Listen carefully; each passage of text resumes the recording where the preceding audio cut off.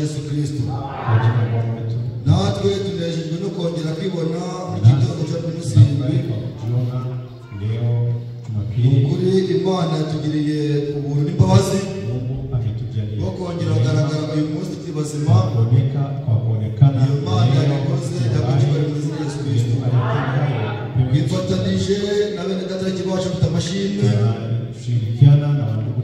Ukuri abo Uwiteka yagiriye neza, abo Uwiteka yakoreye bikomeye, aho byari bikomeye Uwiteka akahaba akatubera umutabazi, nk'uko Bibiliya ivuga ati Uwiteka ni umutabazi utabura mu byago no mu makuba.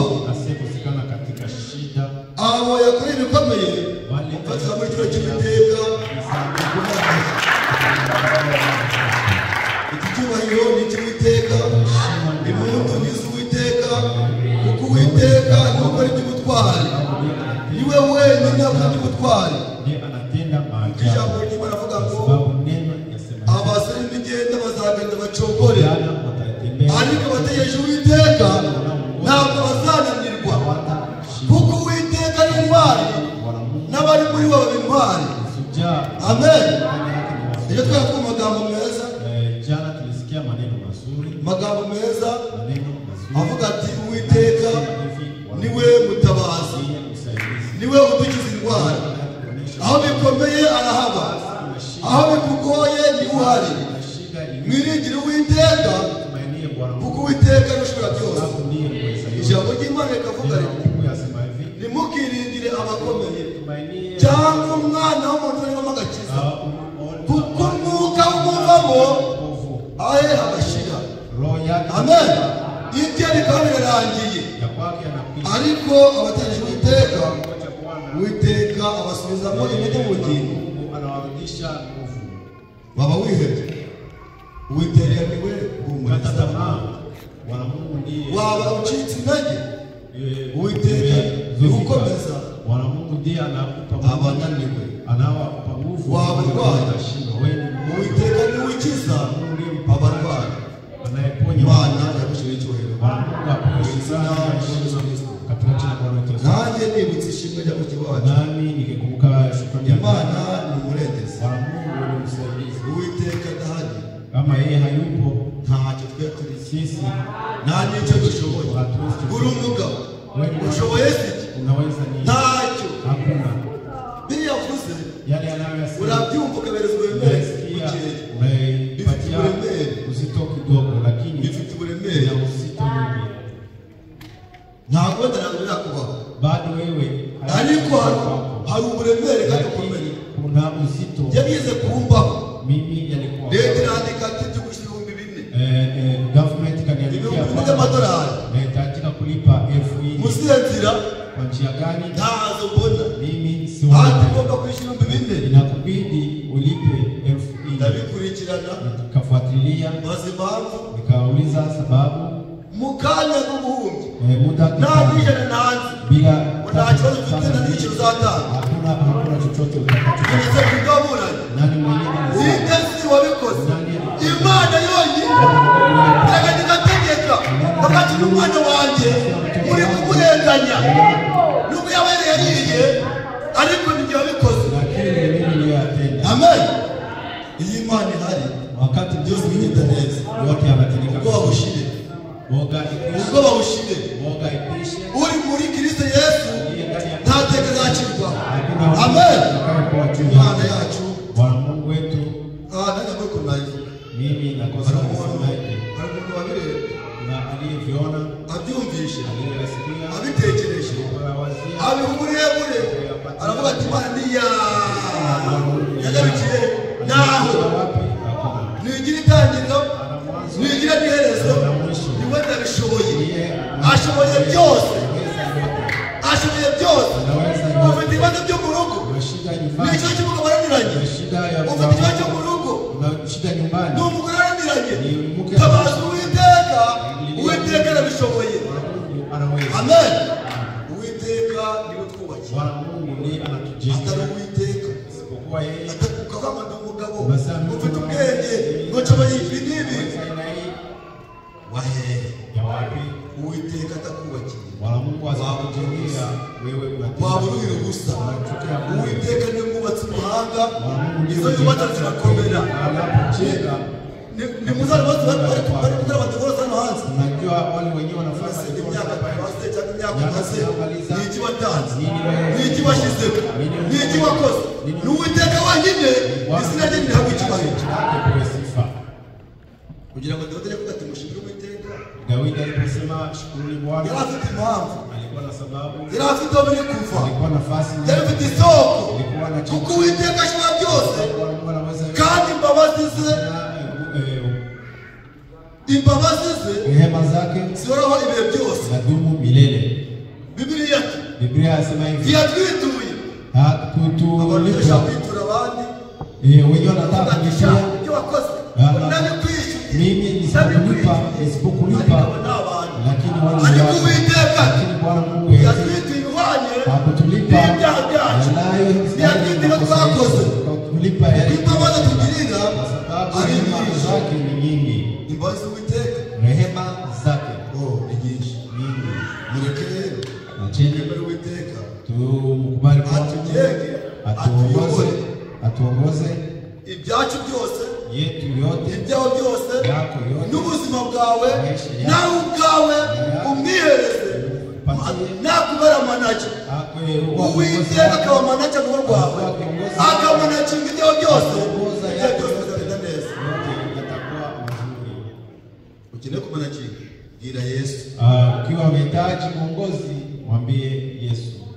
Arakurundarunda, Anakuchunga, arakubaka, anakujenga. kandi Yesu yubatse arubakika. Na wakati Yesu Uwo Yesu afashe arakomera, ntanyeganyeza n'imiyaga, ntanyeganyeza n'imiraba. Ni uburwayi, ni magonjwa, humura, wewe farijika, no mu rupfu na kifo ajyayo. yupo. Aho bikomeye Basi Uwiteka ni umutabazi. wa Mungu ni msaada. Amen. Reka tubaho Uwiteka, Tumheshimu. dushakire igitabo cy'Abagalatiya Tutafuta kitabu ya Wagalatia 1:11. Abagalatiya 1:11. Galatia 1:11. Tamuliza akiwa karibu. Turebere Abagalatiya, Ataangalia Wagalatia, nanjye ngasoma Abaheburayo nami pia nasoma Waebrania 10:8.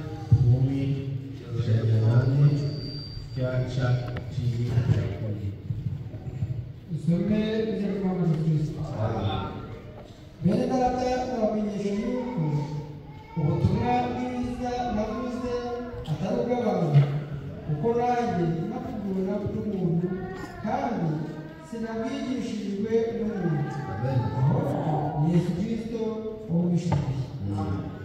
Numvise ingeso zanjye ari mfite kera ngikurikiza idini y'Abayuda, yuko nari ngamije kurenganya itorero ry'Imana no kuririmba, kandi narushije benshi bo mu bwoko bwacu tungana gukurikiza idini y'Abayuda, kuko nabarushaga kugira ishyaka ry'imigenzo twahawe abasokuruza. Ariko Imana yantoranije nkiri mu nda ya mama, impagarara ku bw'ubuntu bwayo. Amen. Waebrania. Maze kuvuga ibyo ngo ibitambo n'amaturo n'ibitambo byogeje n'ibitambo by'ibyaha ntiwabishatse kandi ntiwabyishimiye, ari byo bitambwa nk'uko amategeko yategetse. Aherako aravuga ati, dore nzanywe no gukora ibyo ushaka, akuriraho ibya mbere gukomeza ibya kabiri. Amen. Turicara. Wera Mana yacu kandi Mana isumba byose, uri hejuru ya byose, wabanye natwe udushyiramo inzara n'inyota yo emera muri uyu mwanya wigaragaze maze ibifite akamaro n'ibyubaka imitima y'abatenda ahantu aba ari byo ushyira ku mitima yacu, iminwa yacu ikubere mikoro, maze nawe umanurwe no kwivugira. Wirwanirire buri muntu wese yumve ibyo ushaka aba ari byo biba. Manuka ubane natwe gutangira ahantu guheruka, tukugirireho umugisha ko tubyambaje mu izina ry'Umwami Yesu Kristo. Amen. Njyewe data kunibasura none Mina ndugu tunawasalimu tena mu izina ry'Umwami Yesu Kristo. Tunejejwe no Uwiteka agira neza. Uwiteka yadukoreye ibikomeye, natwe turishimye. Ubona Uwiteka arabarinze mwese, abari bari mu mwijima tukagira amahirwe yo kumurikirwa n'umucyo, tukamenya ubutumwa bw'igihe. Iyo Mana yacu ikuze, agushima n'icyubahiro mu izina ry'Umwana wacu Yesu Kristo. Tuvuge iki? tuseme nini? Tuvuge iki? Tuseme nini? Ibyo kuvuga ni byinshi, kusema ni nini? ariko icyo Imana yateguye uyu munsi aba ari cyo hasi iguha, kandi aba ari cyo tugirira umumaro.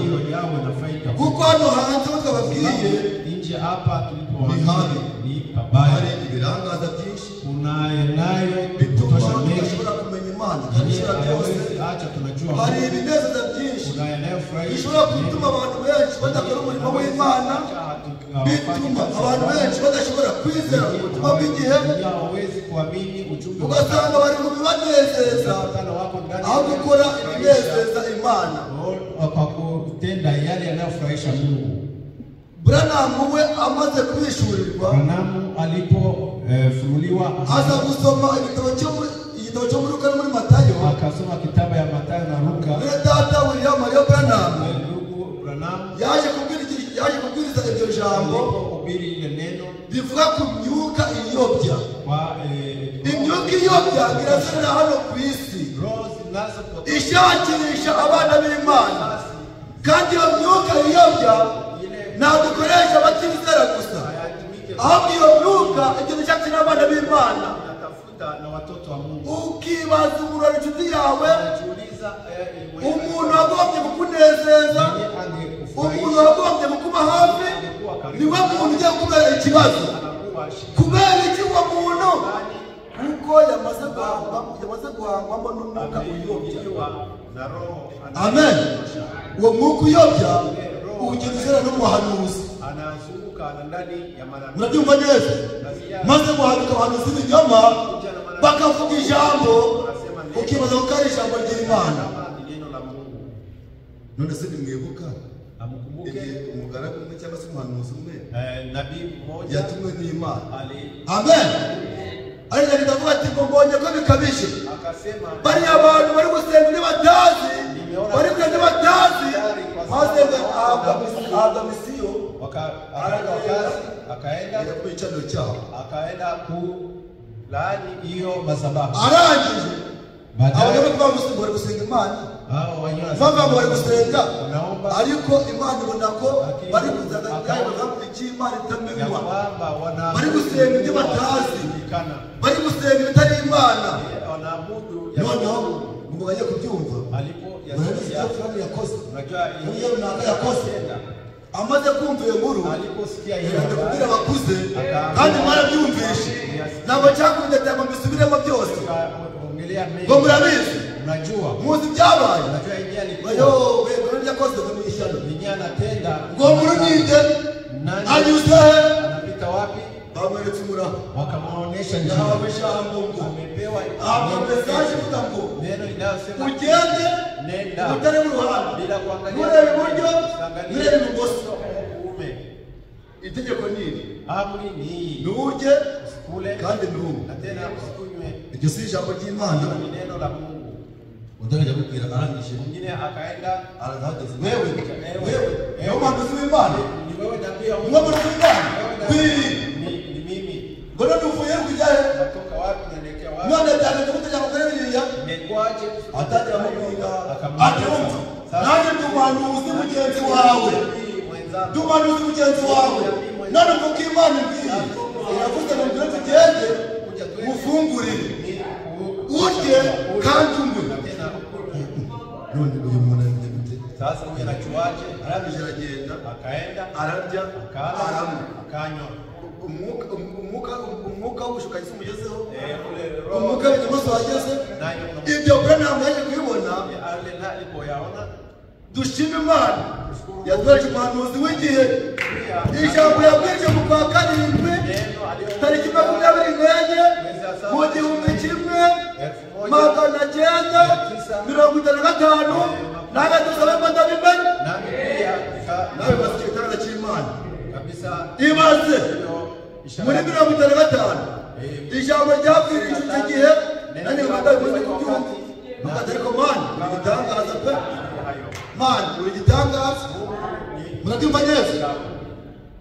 Branham arangiye avuga ati ibi bintu abandi bagomba kubishurirwa bakabimenya. Aterera amagambo yigisha ku myuka iyobya kugira ngo iyo myuka iyobya nizaza nawe uzamenye myuka iyo ariyo. nawe ujue hiyo roho. Amen. Bisaba kubishurirwa. Inaomba kuyafunuliwa. Murabyumva neza? Unasikia vizuri? Murabyumva neza?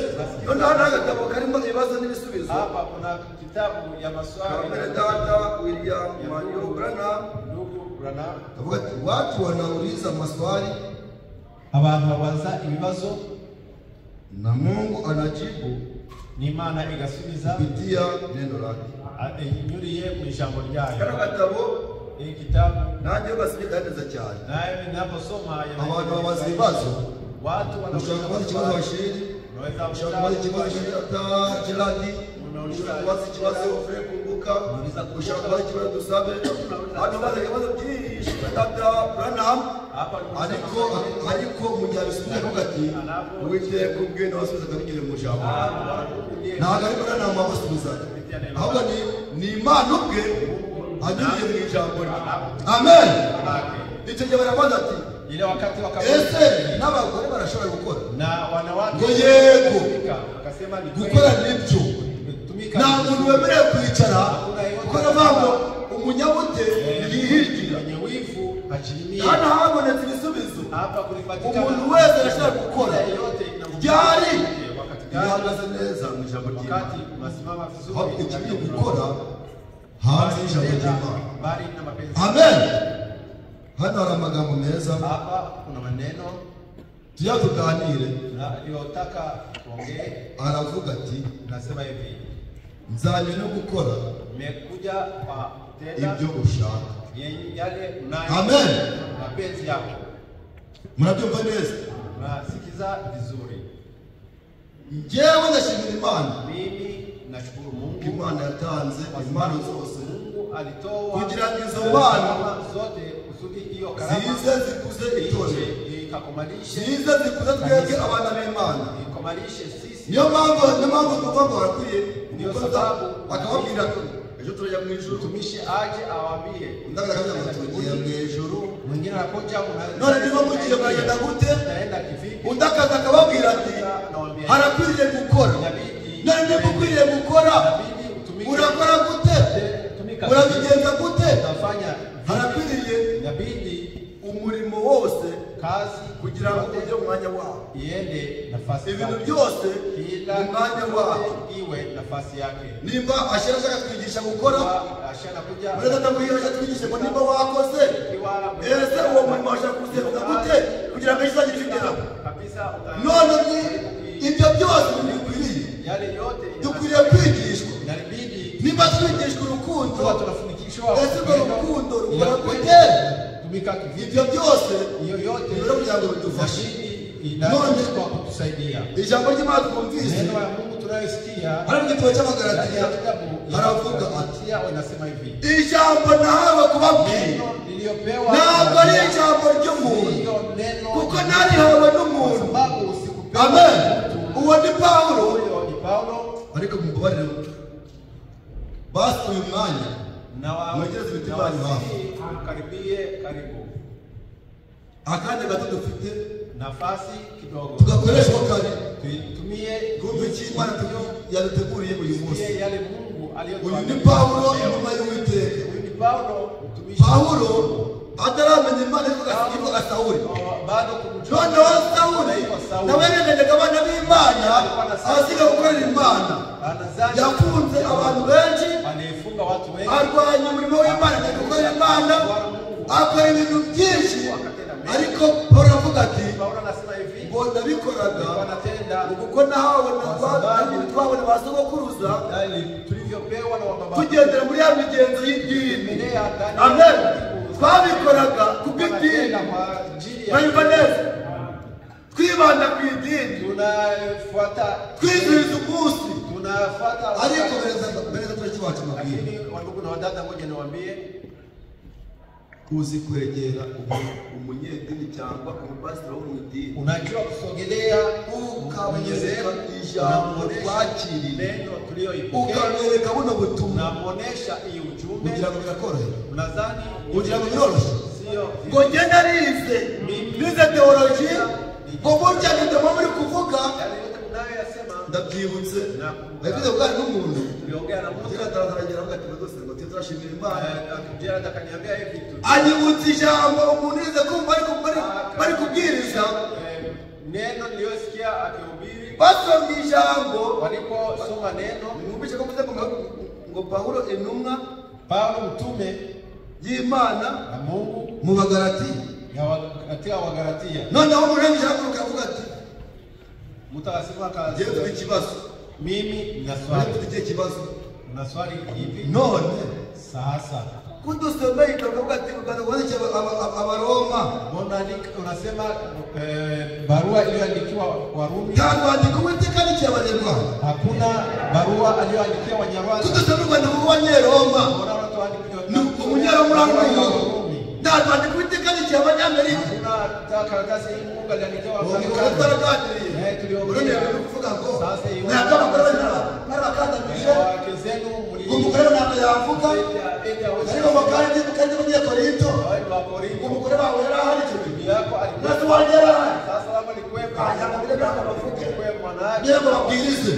None ko birivuga ngo muri Timoteyo 2:9 ko nanga ko umugore yigisha cyangwa ngo ategeke umugabo, kandi ijambo ry'Imana ni ubuhanuzi.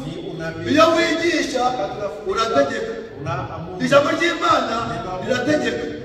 None niba aje kubigisha akaba aje kubategeka, none umugore ni ukuri igisomo, unasikia mwanamke ndio umugore wa kanisa, umugabo we ukamwungiriza. sasa bwana yake ndiye. Nawe urambwira ko ibyo bintu biravaye bikajya mu bihari abanyedini. Pawulo amaze kubimenya arabisobanukirwa, baravuga ati ngenda nshimira Imana ko Imana yamishuriye ijambo rye. Nza kurimenya naribwirijwe n'umuntu, narihawe n'umuntu, ahubwo Imana ubwayo yaribishuriye. Amen. Pawulo ava mu by'idini, Akatoka ndani ya niyongera gukora ya migenzo y'idini, niyongera kugisha idini. Ahubwo Pawulo yishurirwa ko ijambo ry'Imana ari iry'ukuri. Niyo mpamvu nababwira kubera ko turi idini kandi tuzabana idini. Niyo mpamvu abana b'Imana bagomba kwigishwa, bakamenya kandi bagasobanukirwa itandukaniro ry'itorero n'idini. Hano mbere n'amahanga bavuga ati sisi si madhehebu, sisi si dhehebu, hatutakuwa dhehebu. Na munsi n'umwe itorero ry'Imana rizaba idini. Twe turi itorero ryavuye kandi itorero riri kujya.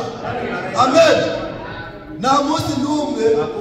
Niyo mpamvu bagomba kwigishwa, apana byo kuvuga ngo turagiye tuzagenda gute kandi tutarasobanukirwa itorero n'idini. dhehebu na kanisa. Murabona neza, Mnaona vizuri hano bwana mnafanya kazi katoroshye. hapa. Ndugu alikuwa na kazi, Usaba ko tulijao alipokamata ile agahagarariye igihugu cya Amerika muri 50 mu ijambo ry'Imana muri iki gihugu. akahubiri neno la Mungu akavuga ati twebwe nawe turi idini ati ndebye mbona mugamenya kwibanda ku by'idini Anasema mimi naona mnazidi kufuatilia mumenya kwizihiza iminsi n'amezi kufuatilia siku na mugafata umunsi mukawugira ikigirwamana ariko ndagira ngo nta yindi mana iriho nawaambia kama uretse Yesu Kristo ila tu Yesu Kristo umubatizo umwe muri Yesu Kristo batizo mmoja katika jina la Yesu Kristo imana imwe mmoja umwuka umwe none mwebwe iyo mwuka mu izina ry'umwana mu izina rya data ibyo bintu mubikura he mnatosha wapi imana ihabwe icyubahiro Bwana Mungu apewe sifa katika jina la Yesu Kristo nzanywa no gukora nakuja kutenda ibyo ushaka yale unayotaka abantu muri iyi minsi watu barakora ibyo bishakiye wanatenda yale bagakora iby'imibiri yabo bigomba wanatenda yale mili yao inayohitaji ariko reka mubaze lakini moja mimi ni wale ibyo dushaka ni yale byinshi tunayohitaji ibyo twifuza ni byinshi yale ariko byose tamania ni mengi byose lakini niko bifite akamaro yale hari umuntu avuze ati iyo uzi icyo ushaka wakati ntabwo upfa gufata ibyo ubonye ugenda uraruza oya hari igikenewe kuna vinavyostahili hari igikenewe kuna vinavyostahili twere rero uko ibyo dushaka twere uko ibyo twifuza twebwe ahubwo dukore ibyo ashaka tende yale na Bwana Mungu Pawulo amaze gushimira ijambo ry'Imana alipofunuliwa neno la Mungu nuko aravuga ati ngo nyamara ngo sundi ngo ahubwo ngo ni ikindi ngo hariho ngo 11 bene data bene data wandugu na bashiki banjye wadada amen ndabamenyesha yuko ubutumwa bwiza navuze atari ubw'abantu na wajulisha Amen. kwamba ujumbe Ntabwo bwavuye ku muntu. ntabwo ari ubw'abantu ntitukabifata ibyoroshye ngo tubyirengagize ngo twumve ko ari ibisanzwe ubutumwa ntabwo ari ubw'umuntu amen kandi sinabwigishijwe n'umuntu mimi sikufundishiwa ahubwo ni Yesu Kristo ubwe ila Yesu Kristo peke yake Amen. aliyefunulia mwumvise nilipoyasikia ngo mwumvise ingeso zanjye nari mfite kera ngikurikiza idini y'Abayuda nilipoyasikia ya zamani ndipo nafuatilia zebu amri za madhehebu nari nkabije kurenganya itorero ry'Imana nilikuwa kabisa mkuu wa kusaliti kanisa la Bwana. Rwanda bwa Paul rwatubera urugero Hii ushuhuda wa Paulo hari icyo duhishe hakuna ati jyewe nyiri mu dini yikwiza imigenzo y'idini nari nkabije kurenganya itorero ry'Imana amen akora ibyo ashaka avuga ibyo ashaka ariko Imana ikibura kumwishyura ubwayo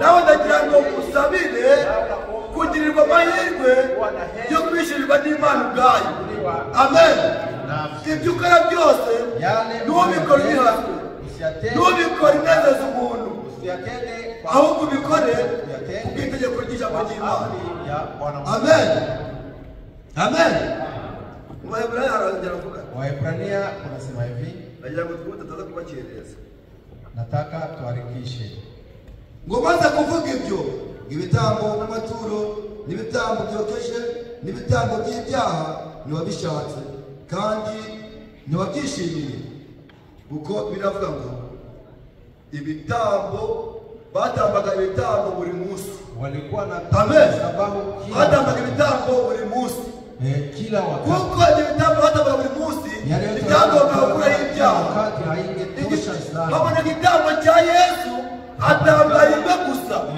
kuko igitambo cya Yesu cyarangije byose amen cyarangije byose batambaga buri munsi bagatamba ku mwaka utaje kuko ibyo bitambo byakoragaho ibyaha amen bayimuza bisome neza niba mutari kubyumva hamuelewi vizuri ni imbeho ni baridi ni imbeho ni baridi niba mutari kubyumva neza naona hamusikii vizuri ntabwo ibyo bitambo byakoragaho ibyaha ile zabihu ahubwo ibyo bitambo byatwikiraga ibyaha kuna mambo yametambaga buri munsi kwa sababu walikuwa wanatolea ariko kwa kitambo cha Yesu Kristo atambuka rimwe gusa biba bihagije bikore ibyaha byose.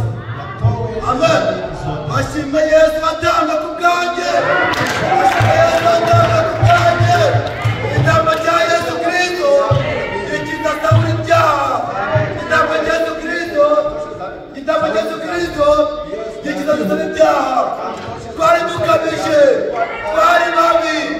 Amen. Nagafata ijambo ry'Imana ariko Paulo avuga ati ashimwe Yesu watwishuriye. Amen. Atumenyesha ijambo ry'Imana natwe tukabumenya ubwe tutabihawe n'abantu abivuye ku Mana ishobora byose tubihabwa n'umuntu bizakunanira ariko Imana ubwayo nikwishurira ukabikora ijambo ry'Imana ukabikora itegeko ry'Imana ntabwo azaba ari wowe ahubwo nawe uzavuga ati burya sinjye ni Kristo muri njye. Amen. Paulo avuga ati ushobozwa byose na Kristo n'imbaraga. Amen. Ntacyo twari turi sisi hatukuwe watu ntacyo nari nshoboye mimi sikuwa naweza chochote ntabwo narusha Paulo imbaraga yapfumaga abashaka uwashaka agapfa barabyumvisha yarenganyaga itorero ry'Imana ariko ibyo byose ngo yabikoraga akiri mu bujiji bwa bundi bwa kera bwa bundi bwari butuhase byaba bitwitagaho. Ubwire umuntu wize pasitoro umubwire ngo ibiri kuvuga ntabwo ari byo.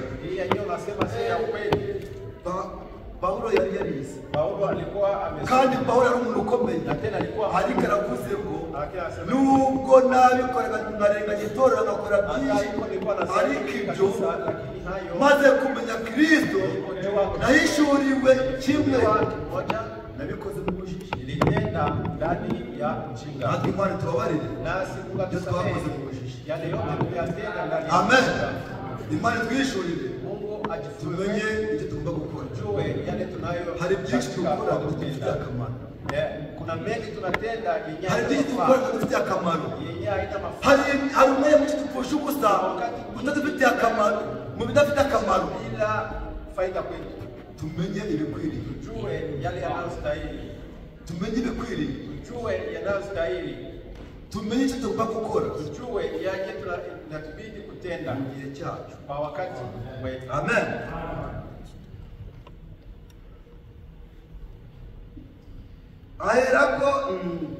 Aherako aravuga ati amen, dore nzanye no gukora ibyo ushaka. Murabyumva neza? Akimara guhishurirwa kuri ijambo ry'Imana Ukweli wa neno la Mungu noneho abyinjiramo neza, kisha akaingia vizuri, aravuga ati akasema noneho nanjye nzanye sasa na no gukora ibyo ushaka. kutenda Namwe yeye Bwana nanjye uyu munsi leo nzanywe no kuvuga no gukora ibyo ushaka. Ibyo ushaka aba ari byo biba muri njye, ibyo ushaka aba ari byo biba muri mwene data, ibyo ushaka aba ari byo biba muri bashiki bacu. Byere kuba ntidushaka. yenye mimi nahitaji. Sinababwiye neza? Umewaambia vizuri. Ibyo twifuza ni byinshi, Yenye tunahitaji ni mengi. ariko imibiri yacu kwaho Si wake ikora ibyo yifuza, ikora ibyo irarikira.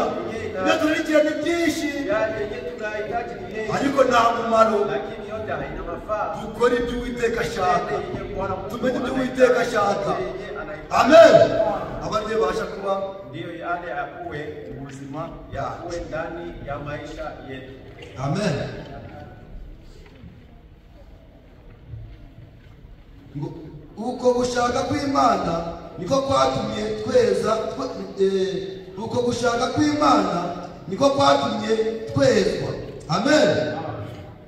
Twezwa tubiheshejwe n'umuntu, Tukipewa na mtu, tubiheshejwe n'imirimo, tukipewa kwa kazi, tubiheshejwe tubihawe tukipewa kubw'umubiri wa Yesu kwa mwili wa Yesu watambwe iliyotolewa rimwe gusa, moja tu, bibe bihagije iteka ryose. Amen. Amen. None abandi baracyamubamba yatanze rimwe gusa. Igitambo cya Yesu rimwe ryonyine bikaba bihagije mu gikorwa bya abantu mwese bose. Inatoshelea kutoa dhambi za ulimwengu. Uracyakubya kubera iki? Unatenda dhambi kwa Sanga Yesu. wewe. Uracyakubya gushakira kubera iki? Sanga Yesu. Nenda kwa Yesu. Umusabe, umuhendahende, akwishurire Ashifunuwe nawe ukorere ibyo ashaka. nawe utende yale Amen. Nzanye umwami nakuja Bwana no gukora tenda ibyo ushaka. yale unayohitaji. Amen. Timotheo wa mbere. Timotheo wa kwanza. Timotheo wa mbere. Timotheo wa kwanza. Wabona mbere asome. Timotheo wa mbere rimwe 12. 1:12. Aramu gato yitonze. Atasema kidogo polepole. Timotheo wa mbere rimwe 12. Tunasoma kwiza Yesu Kristo. Amen. Ndashimira Kristo Yesu umwami wacu wambashishije. Baragira gute tusoma gake gake. Baragira gute? Ndashimira Arashimira Kristo Yesu. Ishimwe rye ari gushimira Yesu Kristo kubwe. Yesu Kristo. Amen. Kubera iki? Ndashimira Yesu Kristo umwami wacu wambashishije yuko yategekesheje ko ndi uwo kwizerwa akangabira umurimo we. Amen. Ndashimira Yesu Kristo. Nashukuru Yesu Wandebye aliyeniona, abona ibyo nari ndimo, akaona yale abona niliyokuwa ko ndani, ari ngamije kubikora, akaona kwa sababu abona ko ari ngamije gukora akaona ibyo ntazi, ariko Uwiteka aranyishurira. Amaze kunyishurira nanjye ndagushimira ko yabonye ko bikwiriye kungabira umurimo we. Amen. Uyu munsi nanjye manje kuvuga ijambo ry'Imana. Nasema neno la Mungu. Iryo ni ishimwe rya Pawulo. Hiyo ni shukrani ya Paulo. Ndashimira Yesu Kristo umwami wacu wabashishije yuko yatekereje ko nduwo kwizerwa akangabira umurimo we. Amen. Nabyumva neza. Nasikiza vizuri. Nukuvuga inyuma Paulo amaze kuvuga ati amaze kubyakira, amaze kubyemera, aravuga ati noneho mwami, ndipo akasema zabona gukora ibyo ushaka. anakuja kwa kutenda unayosema. Amen. Uwiteka amaze kubona ko muramaje, alipoona kandi gukora ibyo Imana ishaka, kwa kutenda ile Imana imugabira mu murimo we. Amen. Imana imugabira mu murimo we. akamupa Ndashimira Imana yabonye ko nduwo kwizerwa. aliona mimi na ni wa kwa Niyo mpamvu uzumva ndio sababu utasikia kumbuka unajua anasema neno la Mungu kuva ryari paka lini Uwiteka bishangiye toka wakati ko ntabwo tuzi ubimenye bimara iki? Bizwi n'Imana yamuhaye, juliwa na Mungu aliyempa hiyo, yabimuhaye, yizi impamvu yabimuhaye. na sababu kumenya impamvu abwiriza, kujua sababu, kumenya impamvu y'abakristo, kujua sababu bizwi n'Imana. Kuko Paulo avuga ati ntabwo narewe n'umuntu, mimi sikupewa na Mungu, kumenya n'umuntu akiri maze, sikupewa na mtu, kubera ko n'umuntu akiri maze amaze kubishurirwa, alipofunuliwa aravuga ati akasema nzabona gukora nakuja kwa kutenda ibyo ushaka. yale unayohitaji. Maze ndagushimira mwami, Sasa nakushukuru Bwana, wabonye ko nduwo kwizerwa nawe ukambitsa ukemera kungabira umurimo wawe. unipa kazi yako. Amen. Reka gukora umurimo w'Imana y'agaciro, Kutenda kazi ya Bwana ni ya dhamani. gukorera Imana ibyiza. Tumikia Mungu. Amen. Muze dukorera Imana, twere ku imigande, Usiwe kabisa twere ku imyanda, usiwe wa vivu, twere ku banyamuteka umurimo w'Imana, kwa kazi ya Mungu. gukorera Imana ibyiza. Tumikia Mungu. Paulo arabashimira Imana Anashukuru Mungu ko Imana yamugabiye umurimo we. alimupa kazi Natwe yake. dushimira Imana ko Imana atanga umurimo wayo. Alimupa kazi Imana yake. ishimwe. Mungu ashukuriwe katika jina la Bwana Yesu Kristo. Abari mu mwijima, Waliokuwa ndani ya giza, turi mu gicuku, tukiwa ndani mu gicuku ndani ya giza cy'icuraburindi tumurikirwa n'umucyo. Amen. Tumurikirwa n'umucyo w'igihe tumenya ijambo ry'Imana. Imana itubitsa ry'agaciro. Uyu murimo w'agaciro mukajya murawusuzugura. Niba kugira ko umurimo w'Imana ukora unezerewe, niba kugira gukorera Imana ukora bikunze, ntubikore baguhase. Bibiliya iravuga muri Matayo 6:6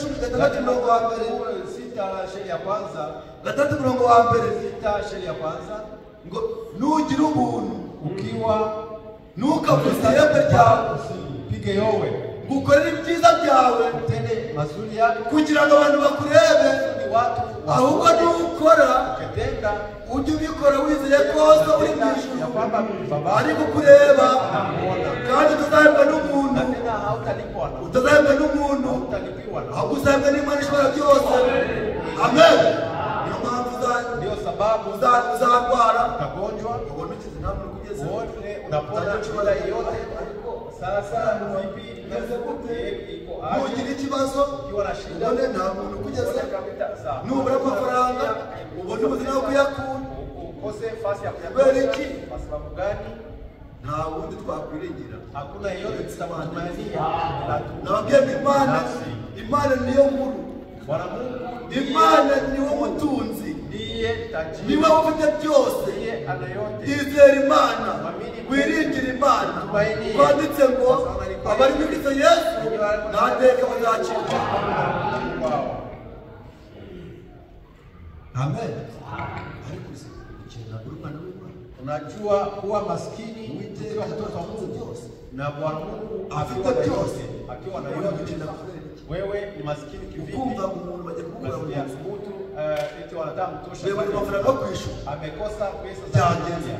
Imekuaje? byaciye Imepita wapi? ukumva umuntu. Nasikia mtu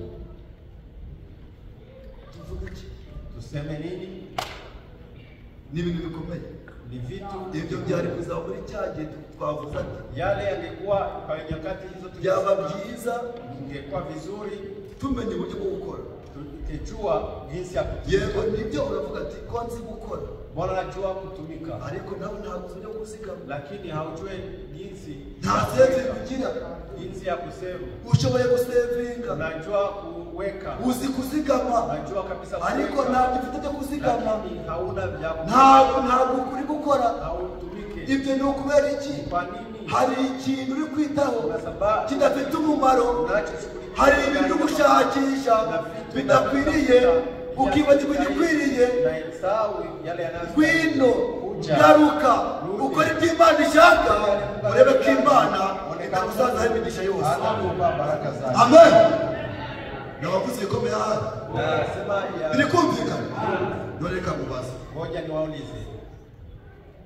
umaze imyaka irenga 8 gukora, Unamaliza miaka 8 ariko kuri konti nta kintu. kwa account yako hakuna kitu. Bagiye kureba mu nzu, ejo hari igikapu cy'imyambaro kandi bukwiye, ariko imyambaro yakwanze, Mavazi alikukataa, indi urayigaye, ingine igikapu cyuza gifunze kiri mu nzu. unakifunga unaweka nyumbani. Ndabeshye, igikapu cyuza gifunze kiri mu nzu.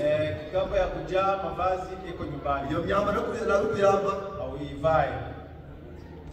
ni byiza, uroroshya, Ni vizuri unatuma kandi niba wayiguze iturutse ni iva ihenze, nunua uroroshya kitu hakurya. unaituma tena. Indi uyishyize hariya irabitse, Ingine unaweka. ntabwo yakwanze, ariko mu nzu urashakisha waba n'ureka kubera kugira imyenda myinshi. Sawa kuwa na mengi. Kuri konti nta kintu kiriho, ariko niwo muntu wa mbere utunze imodoka ihenze, Ni wewe uko na gari. ariko niwo muntu wa mbere uri gusaba ideni. Lakini wewe unaomba. Murabyumva neza?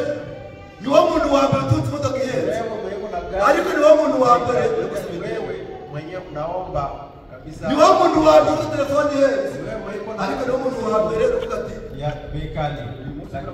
uramfunge telefone Mbona nimenifungia simu? nakuza amadorari 40 yo kwishyura. Nimekosa dola 40 Telefone yawe uzangaye simu yako iguze 1500, na nayiguze 2000, 1500. ariko mu 2000 uza 40 kwishyura. Lakini kwa 2000 unakosa Murabyumva neza? 40. Dushoboye gukora, Unaweza ntabwo dushoboye gusevinga. lakini hatujui. Ushoboye saving, Unajua ariko kuweka, ntabwo ushoboye gukora.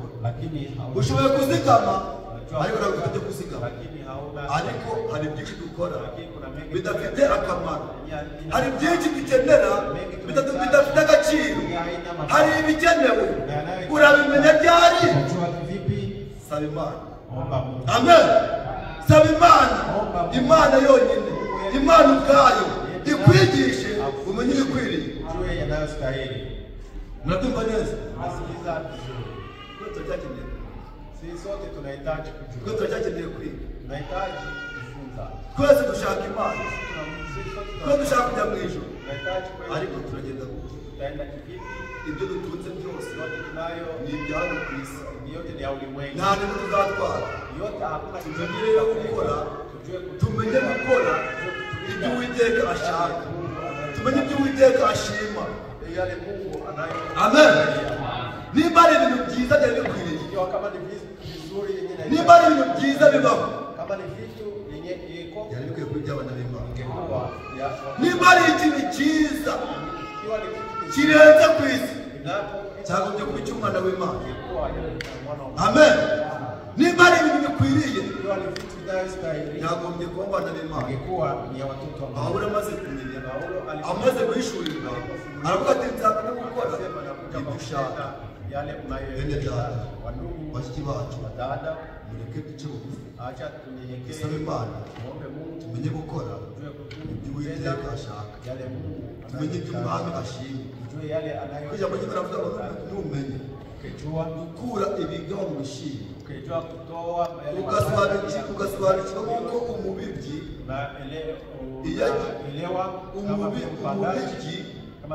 iyo agiye gutera ibishyimbo amanza kubirobanura. Amen. Amanza kubirobanura akamenya ibishyimbo, akamenya ibyo gutera, akamenya n'ibyo guta. Ibyo bizadufasha kumenya icyo Imana ishaka kuri twe. Mwihangane twumve aya magambo. Amen. Amen. Birababaje. Ni byiza dukomeze. Ni byiza kumenya ibyo Uwiteka ashaka. Ni byiza gukora ibintu Uwiteka ashima. Niba biza gukora ibyo Uwiteka ashima rero, ntabwo dufatane Pawulo. Bibiliya avuga ati tugire ikirenge mu cya Pawulo. Amen. Nk'uko Pawulo nawe agira mu cya Kristo. None niba Pawulo avuga ati nzabone gukora ibyo ashaka, nzabone gukora ibyo ushima, natwe turadusaba iki? Nta kirenze ibyo, nta birenze ibyo, ni ibyo mbabwira. Ye dusabe nta kintu. Ushobora kumbaza abana se ngewe nakora gute? Ngomeze mu byakemura byabo. Oya, ushobora kubwira cyangwa kubeshya cyangwa se kubwire. Hano hanze abantu benshi bafite uburyo kandi bushoboka, ariko barambaye cyangwa nakubwira. Ariko umunyabwenge nawe ashobora kuvuga ati nakora gute? Nakora iki? Ngo nanjye nubone umunyabwenge. Ariko lakini sikiza ariko naona ariko se sasa akora iki? Byageze gute? Abandi baramubwira twakora iki kugira ngo tumenye tupate kujua. Amen. Muri kubyumva neza? Twakora iki kugira ngo duhabwe ubugingo buhoraho? Iryo ni ijambo ry'ubwenge. Twakora iki Imana kugira ngo dukore ibyo ushima? Nakora iki Imana kugira ngo muri ibyo ushaka? Amen. Ariko sasa asheri anafaa kwa nini kwa nini oya hapana. Omba Mungu. Imana ni ishobora byose. Mungu ndiye mweza yote. Imana ibakira runaka, Mungu aliyenawe yakubakiwe anaweza kujenga. Imana hari runaka nawe yakuba, ariko akakubwire ngo lakini waambie hivi umugisha cyangwa amahirwe cyangwa abahiriwe si ugutunga bino by'isi mubona. Urabona ngo dusabe yambaye ikote ryiza, ubona ko dusabe ari mu nzu nziza ko yakuze, ngo mubone mu gihugu cyiza ko gitunze. Oya, ijambo ry'Imana rivuga ati hahirwa abumva amagambo y'Imana, hahirwa abazi uwiteka hahirwa abo uwiteka yamenyesheje ijambo ryayo abahiriwe ntabwo ari abaje muri Amerika abahiriwe ntabwo ari abafite imyambaro myinshi abahiriwe ntabwo ari abafite amazu menshi abahiriwe ntabwo uwiteka amenyesha mu ryayo abahiriwe ni abazi gukora ikintu mu mwanya wayo abahiriwe ni abazi gukora igikwiriye bagakora bidakwiriye ntidukore n'imitima yacu yifuza ibyo twifuza ni byinshi ibyo turarikira ni byinshi ibyo dushaka ni byinshi ariko muri ibyo byose ese niko ufitiye akamaro ni ibihe imana n'umugisha mu izina ry'umwami Yesu Kristo. Luka 13 Luka 13:25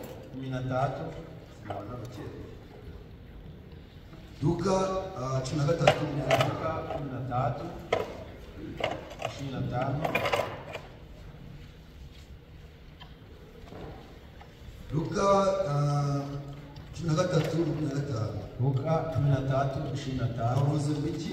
Unasema nini? 13:25 haravuze hati ngo nyirinzu namara guhaguruka agakinga urugi. Murabyumva neza? Luka 13:25 twese twaje sisi tumekuja dukeneye tukahitaji kumwona Mungu, dukeneye kumva kusikiza Imana ivuga, Mungu akasema, dukeneye tukahitaji gutegera amatwi kutega sikio ijambo ry'Imana, neno la Mungu, dukeneye kumva ibizadufasha bikatugeza mu ijuru. Impamvu ibidafite akamaro dufitiye akamaro dushobora tukamenya ibifite akamaro, tukamenya ibikwiriye. Hano twese turumva ariko abumvira twigishwa gukora ariko abakora ni bake. Niyo mpamvu iri jambo rigiye kuzasohora kuri benshi, iri jambo rigiye kuzasohora benshi kandi rikaza ribatunguye, mukavuga bati byagenze gute, kubera iki? Nawe niba ushaka kugira ngo uzabone Imana kandi ubane nayo ubuziraherezo, mushobora gutega amatwi iri jambo bitazagutungura. Niba utizeye uyu munsi wizere Imana, ucyumva iri jambo ntiwinangire umutima, ahubwo nawe uvuga uti nanjye mvuge Mana nzajya gukora ibyo ushaka.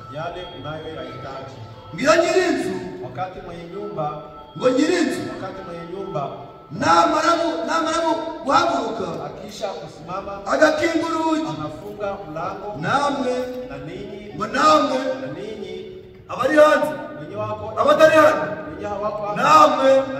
namwe ni bande abari kumvira ijambo. Amen. Ikibazo nuko tubigika hirya, shida ni juu tunaiweka pembeni. Ngo mugatangira gukomanga aho muhagaze hanze, nanyi mnaanza kubisha muvuga muti mwami dukingurire. Azabasubiza ati simbazi, sinzi naho muturutse. Amen. Murabyumva neza? Nasikia vizuri.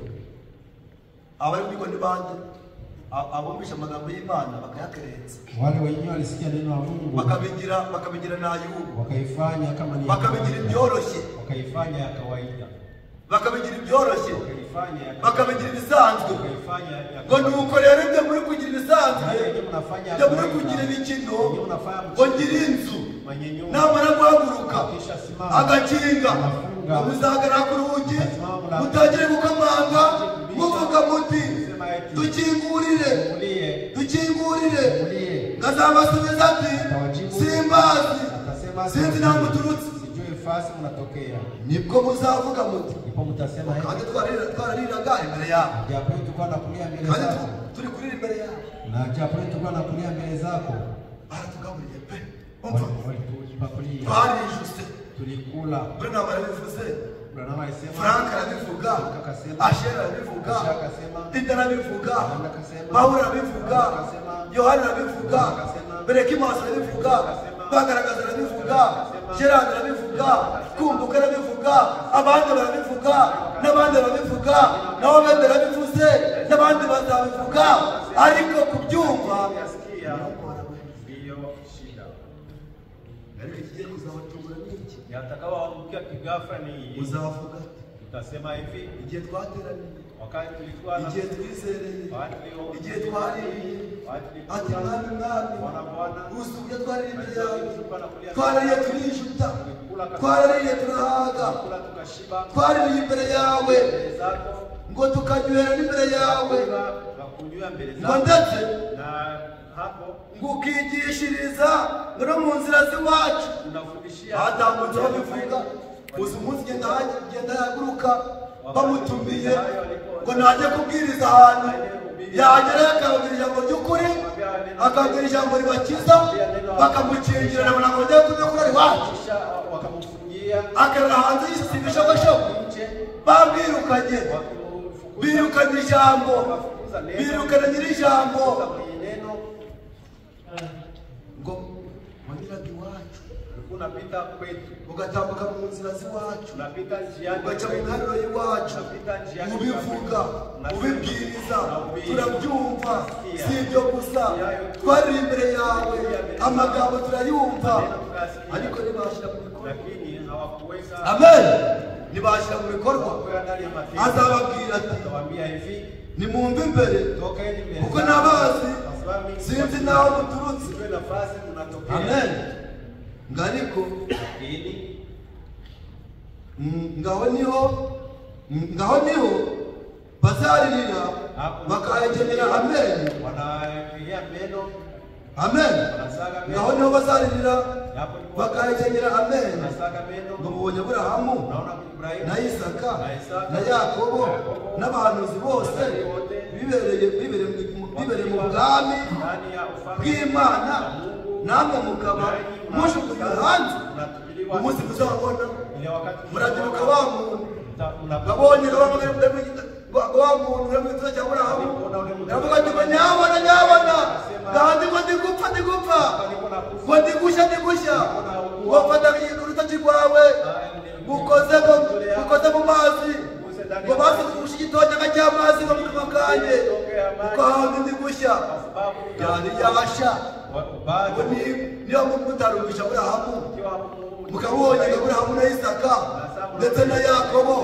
webereye mu bwami bw'Imana mune mugatangira gusabwa mukovanga ese nje ntabwo uri kumitanye yale yote yanakuwa oya kabisa tumenye igikwiriye tujue yanayostahili cyacu wakati tumenye igikwiriye tujue yanayostahili kwa wakati wake ntabwo twari tuzi ijambo ry'Imana hatukuwa najua ntabwo twari tuzi no gushyirira umurongo mu mwanya wacu ntabwo twari tuzi ibikwiriye mu gihe cyacu ariko tumaze kumenya no gusobanukirwa ijambo ry'Imana neno la Mungu tumenye icyo tugomba gukora tukajua yale tunayohitaji kutenda nanjye nza nami nakuja gukora na kutenda yale Bwana anahitaji. reka dusohoze kuri Timoteyo Tumalizie Timoteyo ariko ndababwiza ukuri imyuka mibi izerera hanze imyuka y'ibinyoma imyuka ishukana ntigire n'umwe yafata mu rusengero igushukashuke shika ndani ya kanisa ahubwo iri jambo neno hili kubera ingabo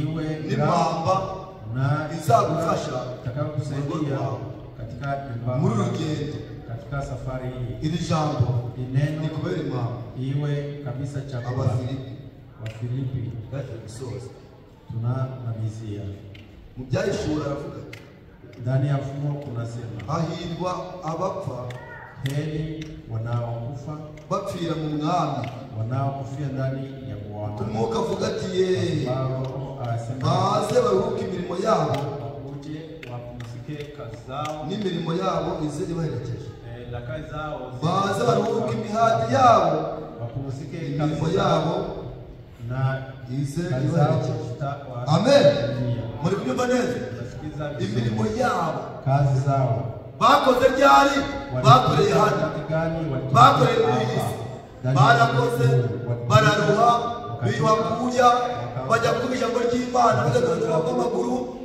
bakava ibirangiza bakagicana n'amaguru bakava ibutare bakazamuka ibirangiza n'amaguru amaguru yarahiye kubera ku ijambo ry'Imana abo nibaruka imihati yabo maze baze n'imirimo yabo cyangwa Imana ikanshoboza cyangwa Imana nawe gushoboza kumva ijambo mara umugisha mu izina ry'Umwami Yesu Kristo. Niyo mpamvu turi idini, kandi niyo mpamvu tutazaba idini, kuko idini itamenya ibikwiye mu gihe cyabo, kuko idini ryibanda mu by'idini bakora ibijyanye n'imigenzo yabo, ntabwo bakora iby'umuhamagaro, bakora ibyo babwirijwe, bagapanga kalendare atejo nibi ariko iby'Imana byose biba ku murongo kandi tukabikora tubibwirijwe n'umwuka w'Imana, kuko birivuga mu Baroma ndetse n'ahandi ati abayoborwa n'umwuka w'Imana burya bari bana b'Imana, umwuka w'Imana bayobore tumenye icyo Uwiteka ashaka. Abafilipi kane Wafilipi 4 mirongo 10 shairi ya 10 kane 10 yasoma egera imbere abahereza mike kumve neza kane 10 usome ijambo ry'Umwami Kristo. Nishimiye cyane mu Mwami wacu kuko nanone nubwo byatinze mwongeye kunzirikana. Icyakora mwaranzirikanaga ariko mwamburaga uburyo. Ibyo simbivugiye yuko nakenaga, kuko uko ndi kose nize kunyurwa n'ibyo mfite. Nzi gucishwa bugufi, nzi no kugira ibisaga. Subira haruguru gato kuri 11. Rudi nyuma kidogo kwa 11. Ibyo simbivugiye kuko nakenaga. Ibyo simbivugiye yuko nakenaga. Siseme hayo kwa sababu nilikuwa maskini. Kuko uko ndi kose nize kunyurwa n'ibyo mfite. Kuko ukuri kose nawe no muri jambo n'umva Paulo avuga abo wumve ko ari wowe. Amen. Uko ndi kose nize kunyurwa kutosheka. Nzi gucishwa bugufi, nzi no guca bugufi, najua hata kunyenyekea. Nzi gucishwa bugufi. Amen. Najua kunyenyekea. Nzi no kugira ibisaga. Nzi no kugira ibisaga kuwa na mengi. N'abandi kose nuko n'abandi kose nigishijwe uburyo bwo kwihanganira byose, ari uguhaga, ari ugusonza, ari ukugira ibisaga cyangwa gukena. Nshobozwa byose na Kristo w'imbaraga. Haleluya. Amen. Naye basi Imana ibishoboza. Nawe Mungu akuwezeshe. Paulo aravuga ati, Paulo akasema hivi. Aravuga ajana magambo ati, anasema hii maneno. Ibyo simbivugiye yuko nari umukene nilikuwa maskini cyangwa nakenaga. Nilikuwa na uko ndi kose nize kunyurwa. Uko turi kose, uko uri kose nawe ucyumvira ijambo wiga kunyurwa. Amen. Niwifuze ijya mugenzi wawe, niwifuze ibyo udashoboye, ahubwo wige kunyurwa. Usaba Imana kugira ngo Imana ikwigishe ukore ibikwiriye umwanya wawe. Amen. Twige kunyurwa. Tujifunze kutosheka. Iyo wize kunyurwa, wakati unatosheka, ntabwo ugira kwifuza, ntabwo wifuza iby'abandi, hautakuwa na mahitaji ya kuhitaji ya wewe waranyuzwe.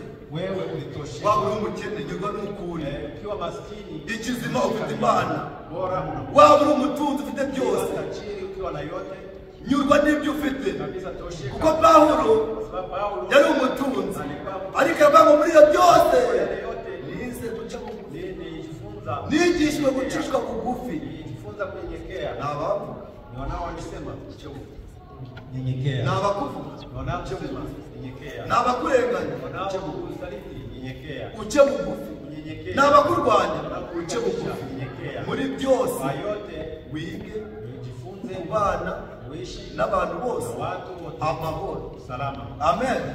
Kandi byo kunyurwa Na tena n'ibyo utosheke ufite. na yale unayo.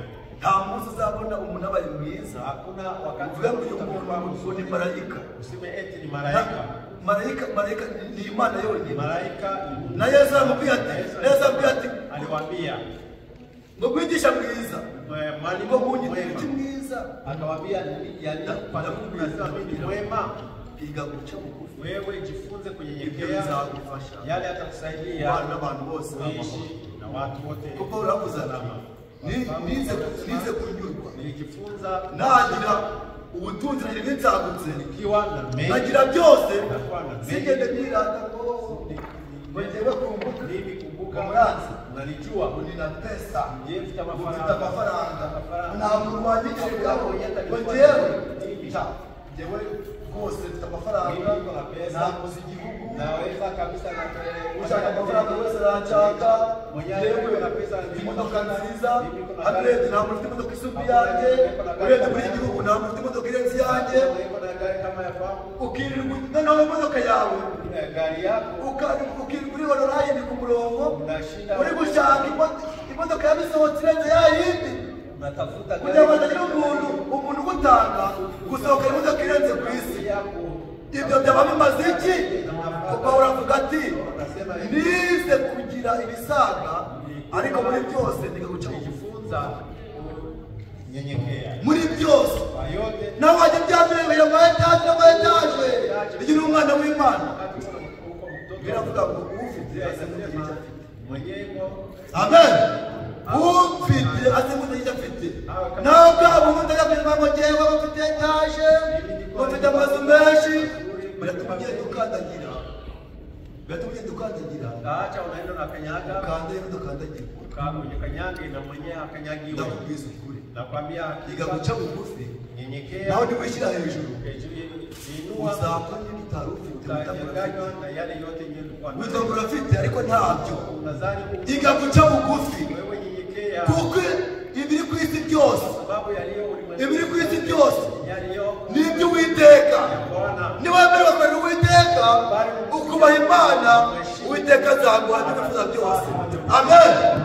Uwiteka azaguha kuko niba ufite byose. Sababu ni yeye ana yote. Inka z'ibirarashyamba zose nize, Ng'ombe ibiri ku isi byose ni iby'Uwiteka. Kubera iki dukena, kwa sababu gani? kubera iki twifuza, kubera iki dushaka. Oya, reka tureke Waache tumenye gukora tujue ibyo kutumika Imana ishaka. tenda yale Ibiri ku isi byose ni iby'Uwiteka. Imana izabiduhera ubuntu. Amen. Imana iduhera ubuntu nta kiguzi. kwa neema. Imana iduhera ubuntu nta kiguzi. Anatupa kwa neema bila Indwara yawe nta kintu utanze. magonjwa yako. Gahunda abantu birirwa bacika intege, Wakati bakabona ko Imana idashoboye. Uko umuntu atangira kugira ngo cyangwa ngo ndarinzwe, ngo ndarinzwe, ukibaza ngo ari kukuratira akarinzwe n'Imana, ugesha amafuti imiti, ngo njye baransize, ngo nta muntu wabonaho. Ibyo byose ni ubusa. yote ni bure. Umurinzi ni umwe, ni Uwiteka wenyine. Umuganga yavura, Imana idavuye Daktari akitu wakwisiga imitingo y'uburinzi, Imana idakurinze, ibyo byose ni zero. kulinda ni bure. Ni imyuka igushuka. Ni zile pepo zinazo kushawishi. Hano hanze abaganga bagomba basubira Imana imbaraga. Hapa nje waganga Nubona umuntu afite hari icyo Imana yakoze ngo byavuye, ushaka ngo basa navuye ahandi, abari mu mwuka ari kubyumva, ushaka ntabwo yaba ajya ahandi mwa. unaona kama asa aende hiyo fasi Ufite ikibazo,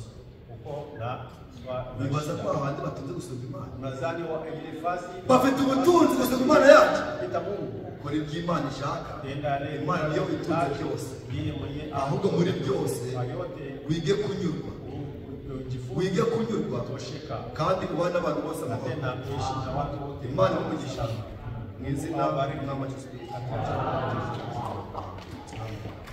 bashoje mesha ijambo rifite n'ibyo neno tuliokuwa nayo ni hiyo rero kuba n'abanyedini tusiwe kama kuko tutari wazee idini kwa sababu sisi si kandi zetu tutazaba idini na tena tutakuwa kandi niba ufite ikibazo na tena tukiwa na swali ijambo ry'Imana neno la Mungu rifite igisubizo na kiga kunyurwa kandi umenye gukora na ujue ibintu kutenda byose umwanya na wawe kitu chochote. Pawulo avuga ati maze kubimenya bishurirwa Paulo anasema nilipojua nikafunuliwa Bwana Bwana nanjye nzanywe nami no gukora ibyo na ushaka kutenda reka dukore ibyo Imana ishaka acha kutenda Imana ibashoboze wao kandi wawezeshe ibinza heza na tena mu izina iwaite